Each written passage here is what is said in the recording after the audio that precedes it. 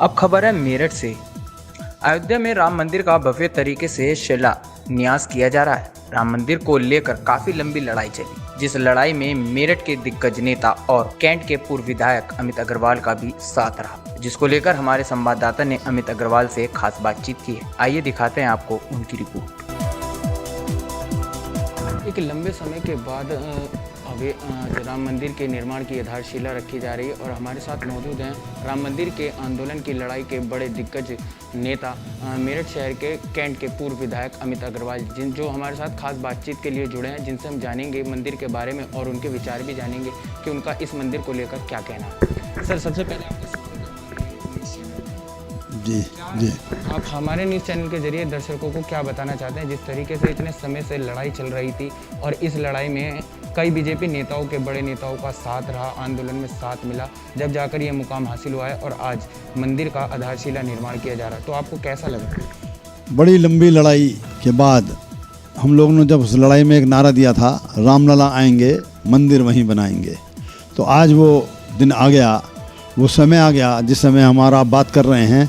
इस समय ही निर्माण की आधारशिला माननीय मोदी जी रख रहे हैं। 492 वर्ष पूर्व 1528 में बाबर के सेनापति मीर बांकी ने तोप से भगवान राम के मंदिर को उड़ा दिया था और लाखों लोगों ने अपना बलिदान उसमें दिया। उस लड़ाई को 1984 में कि राम जन्मभूमि है, इसमें मंदिर बनना ही चाहिए, राष्ट्रीय स्वयंसेवक संघ, भारतीय जनता पार्टी और विश्व हिंदू परिषद, इन्होंने संयुक्त लड़ाई लड़ी। इनके कार्यकर्ताओं ने, समर्थकों ने उस लड़ाई को शुरू किया था राम ज्योति रथ चलाकर। तो मेरठ में भी राम ज्योति रथ आई थी और उसके बाद शिलाओं का पूजन हुआ और ऐसे ऐसे लोग जिनकी राजनीतिक विचारधारा कांग्रेसी भी थी और अन्य दलों की भी थी, उन्होंने अपनी राजनीतिक विचारधारा को छोड़कर इस देश की संस्कृति, पौराणिक काल की बातें और भगवान राम की धर्म की अपनी बातों को याद करते हुए वो सब बातें पीछे छोड़ के, राजनीतिक बातों को छोड़कर और शिलाओं को अपने सिर पर धारण किया था। गली गली, मोहल्ले मोहल्ले, बाजार बाजार में अलख जगी थी शिलाओं को लेकर और वो शिलाएं फिर अयोध्या भेजी गई थी। आज वो शिलाएं वहाँ इतने वर्षों से एकत्रित हैं, अब वो मौका आ गया कि उसके अंदर उसका निर्माण होगा। मुझे याद है 31 अक्टूबर 1992 को हमने इसमें आंदोलन भी किया था। बुढ़ाना गेट जिमखाना से लेकर सभा की, उसके बाद गिरफ्तारी के आदेश हुए और दौड़ते भागते हम लोगों ने गिरफ्तारी ना बच्चा पार्क पे दी, ना गवर्नमेंट कॉलेज पर दी और ना सोतीगंज पर दी और उसके बाद सीधे बेगम पुल पर पहुँचे, जहाँ पुलिस का घेरा पहले से पड़ा हुआ था। उन्होंने हमको गिरफ्तार किया और एक दिन उन्होंने पुलिस लाइन में हमको रखकर और अगले दिन छोड़ा था। तो ऐसा संघर्ष हम लोगों ने उसमें लड़ा है। सर, रात से ही अयोध्या नगरी के लोगों ने पूरी अयोध्या को जगमग कर रखा है लाइटों से और लाखों दिए जलाए गए हैं, एक खुशी का माहौल है। तो कैसा लगता है कि राम मंदिर कैसा बनकर खड़ा होगा? वास्तव में हजारों साल से, कोई तो 10,000 साल कहता है, कोई लाखों साल कहता है, ये राम जी का जो भी पीढ़ी दर पीढ़ी, पीढ़ी दर पीढ़ी, पीढ़ी दर पीढ़ी हम लोग हजारों लाखों साल से राम जी के दीपावली मनाते आ रहे हैं कि राम जी अपने घर लौटे थे और उनका राज तिलक हुआ था। तो हम लोग तो उसको खुद मनाते आ रहे हैं, लेकिन आज ये दिन हमारे जीवन काल में आया है कि हम खुद इस दिन को दीपावली के रूप में मनाएं। अयोध्या वासियों ने अयोध्या सजाई है, जैसे राम अयोध्या लौटकर आए हैं। वो वनवास तो उनका 14 वर्ष का था, लेकिन ये राम मंदिर का वनवास तो 492 वर्ष का हो गया। तो ये दिन दीपावली से भी बड़ा दिन है। तो अयोध्या नहीं, पूरे हिंदुस्तान में नगर नगर के अंदर, मेरठ में भी, और हमने भी अपने घर को दीपावली की तरह सजाया है झालर और लाइट से। और मंदिर, एक मंदिर है सरस्वती लोक में हमारा, उस मंदिर को भी हमने सजाया है। तो ये तो मन उल्लास से भरा है जनता का, और वो मंदिर को सजाकर अपने मन को प्रकट कर रहे हैं कि वास्तव में तो अब जब राम जन्मभूमि की आधारशिला आज रखी जाएगी तो वो राम राज्य की ही स्थापना की आधारशिला है। सर, मंदिर के शिलान्यास को लेकर कुछ लोग सवाल उठा रहे हैं कि यह शुभ मुहूर्त में नहीं किया जा रहा, अशुभ मुहूर्त में किया जा रहा है, इस बारे में क्या कहना है? देखिए, ये शुभ मुहूर्त तो पत्रों से, पंचांग से ज्योतिष और पंडित लोग निकालते हैं, लेकिन इससे बड़ा और क्या शुभ मुहूर्त होगा कि पिछले वर्ष इसी दिन देश से 70 साल बाद धारा 370 हटी। पूरे देश में कश्मीर का पूर्ण विलय हुआ और आज कश्मीर जो धरती का स्वर्ग कहा जाता है, भारत का ताज कहा जाता है, वो आज भारत में पूर्ण रूप से सम्मिलित होकर विकास की ओर दौड़ पड़ा है। तो ऐसा समय, और 12 बजे, 12:15 बजे, 12:30 बजे का समय तो अभिजीत मुहूर्त होता है, उसमें कोई भी काम करना हो वो काम उसके अंदर होता है।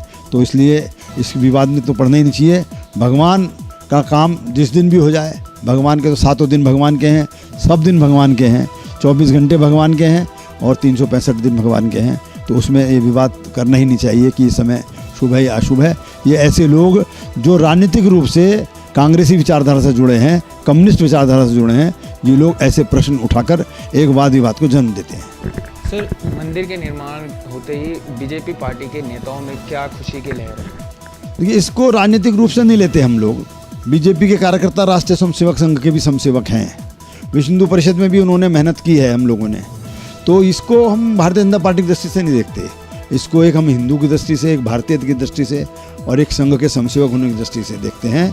हमने जो कसम खाई थी, राम लला आएंगे, मंदिर वहीं बनाएंगे, बच्चा बच्चा राम का, जन्मभूमि के काम का, ये जो सब बातें हमने कही थी, आज वो सब बातें साकार हो रही हैं। और जो हमने मेहनत की थी, और बहुत से लोग तो दिवंगत हो गए, शहीद हो गए इस लड़ाई को लड़ते हुए। 500 साल में 25 पीढ़ियाँ चली गईं। 25 पीढ़ियाँ होती हैं 500 साल में, 25 पीढ़ियों ने इस लड़ाई को लड़ा है। बहुत से सैनिक शहीद हो जाते हैं और बहुत से लड़ते लड़ते विजय को प्राप्त करते हैं। तो दोनों का ही योगदान अपने लिए बहुत भारी है। कोई शहीद हो गया और किसी ने विजय प्राप्त कर ली, लेकिन लड़ाई तो सभी ने लड़ी। तो ऐसी रामलला के मंदिर की लड़ाई है। 500 साल में बहुत सारे लोग शहीद हो गए, उनकी संतानें हैं आज, उनके परिवार हैं, उनके वंश हैं, उनको भी अपार हर्ष आज हो रहा है। और जिन्होंने इस लड़ाई को लड़ा है, 36 साल की लड़ाई को 1984 से आज तक, वो सब प्रसन्नचित्त हैं कि हमने एक बहुत बड़ी लड़ाई लड़ी है, भारत की मर्यादा की है, भारत की संस्कृति की लड़ाई है, भारत के अंदर जो हमारी पुरानी पौराणिक हमारी बातें हैं उनको स्थापित करने की बात है। तो इसलिए कोई लड़ा हो, कोई शहीद हुआ हो, सबके लिए बड़े गर्व की बात है। रामलला का जो भी विरोधी रहा है, भगवान का जो भी विरोधी रहा है, उसका अंत हो गया। बाबर अकबर का वंश आज कैलकाटा में एक चाय का खोखा चलाता है, एक वंशज बाकी है केवल। तो भगवान राम से वैर किया था बाबर ने, तो उसका आज उनको खामियाजा भुगतना पड़ा है कि उनका वंश ही समाप्त हो गया। और जो भगवान राम की लड़ाई को लड़े, आज वो उनके वंशज यहाँ उपस्थित हैं, भगवान राम के भी वंशज हैं यहाँ। तो आज अकबर और बाबर के वंशज क्यों नहीं बचे? वंश तो निरंतर चलता रहता है, लेकिन क्योंकि वो भगवान के विरोधी थे इसलिए उन्होंने मार खाई, उनका वंश समूल नष्ट हो गया। क्या लगता है कितने वर्ष बाद जनता राम मंदिर का दर्शन कर पाएगी? अब राम मंदिर का तो नींव रखी जा रही है, पत्थर तैयार हैं, जो दीवारें बननी हैं, जो निर्माण होना है वो सब तैयार हैं, कॉलम तैयार हैं। और तो मैं समझता हूँ कि बहुत जल्दी इसका निर्माण हो जाएगा। और सुप्रीम कोर्ट ने समय दिया है कि इतने समय के अंदर निर्माण हो जाना चाहिए, और समय से पूर्व ही उसको पूरा करेंगे। जब मन में इच्छा है, तो जब इच्छा शक्ति है, तो निश्चित रूप से इच्छा पूरी होगी, और वो जो काम इच्छा से किया जाता है वो काम निश्चय ही उसमें सफलता प्राप्त होती है। Thank you sir. तो ये थे हमारे साथ अमित अग्रवाल जी, जिन्होंने बताया कि बहुत जल्द जनता राम मंदिर के दर्शन कर पाएगी। कैमरामैन जितेंद्र के साथ मैं Sonu, the Bharat time news, Meerut.